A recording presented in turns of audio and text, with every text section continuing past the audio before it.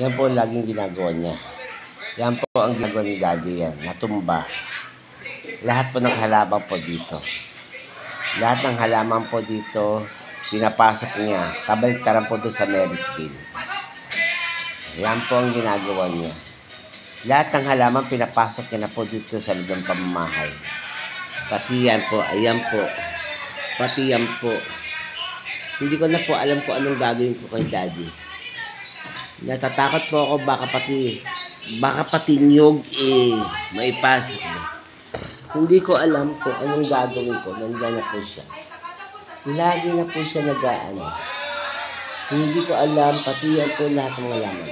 Natatakot po ako baka pati niyog ipasok din na. Ayan po ang niyog po. Yan ang niyog. Ayan. Ito ang gate po namin.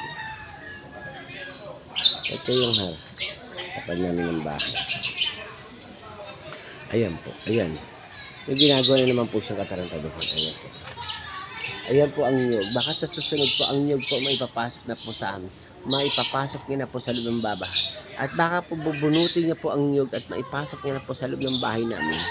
Hindi ko po alam. Tulungan niyo po ako. Mag-comment po kayo. Mag-comment po kayo. Ito po yung mga halaman niya. Lahat po, may bayak na po siyang, yan.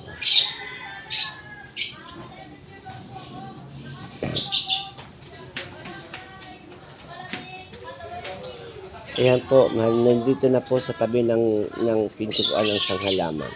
At balak niya pong ipasa. Ayan po, isa-isa niya po. Ang kinatatakot ko po, baka pati puno ng, puno ng, papaya, puno ng buko. Baka bunutin niya ang puno ng ang buko. Tapos ipasok niya po dito. Ayan po, may ginagawa na po talaga siya. Hindi ko alam po anong ginagawa ni Daddy Benji. Ayan po, masyado siya pong ano. Ito ang aming bahay.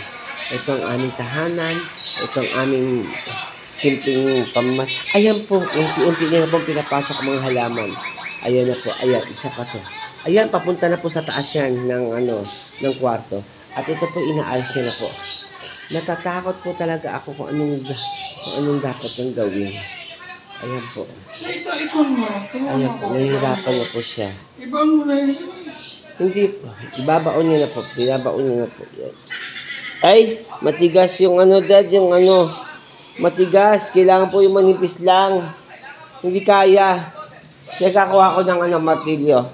Kita mo? Nagpapatulong na po talaga siya sa akin. Ngayon po, ito martilyo. Ang ipupukpok namin doon sa pampahan. Dad, hawakan mo, Dad. Hawakan mo yan. Bumabaon ba, Dad?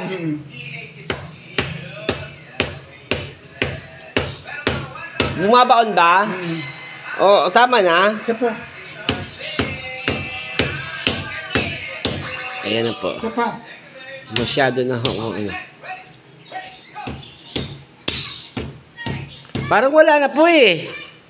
Isa pa, isa pa. Mamatamaan ka. Wala na po. Ayaw na nga po. Ay, tanggalin mo na yan. Wag na yan. Kailangan manipis lang pala talaga. Yan po, pinahihirapan niya po ako. Ayan. Ayan po. Nagbablog po ako, Dad. Puro mga kalokohan. Nagagalit po siya ng binibidyohan ko po siya. Mga kababayan. Mga kabagskasal. Ay, nagagalit po siya. Pinagbabawal niya po mag-video. Ayaw niya po binibidyohan siya ng pag-aano ng mga halaman. Dahil gusto niya privacy lang po siya. Ngayon, sa susunod po, yan pong niyog ang bubunutin niya. At pupunta na po dito sa loob ng bahay. Maraming salamat po. Ito na po. Bye-bye po.